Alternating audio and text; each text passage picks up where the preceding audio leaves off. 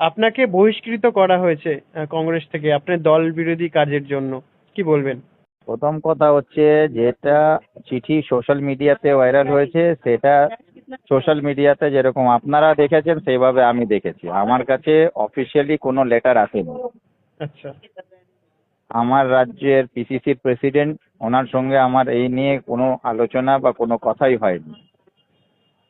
তো কি? সেই জন্য এই এই বিষয়ে আমার সোশ্যাল মিডিয়াতে যেটা চলছে হুম। সেটাকে গুরুত্ব দিয়ে কিছু বলাটা আমার প্রয়োজন মনে হয় না। কি এমন দল বিরোধী কাজ করেছিলেন যার ফলে আপনাকে এরকম আহ, না, এটা দল বিরোধী কাজ করেছে, দল আমাকে শোকজ করবে তো, হুম। প্রমাণ দিয়ে আমাকে শোকজ করুক।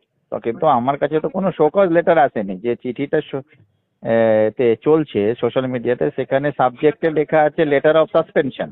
একদম। তো সাসপেনশন লেটার কি করে শোকজ হবে? তার উত্তর যদি না দেয় তাহলে কোনো সাসপেনশন হবে। তো আমার কাছে শোকজই হলো না, উত্তরই চাওয়া হলো না।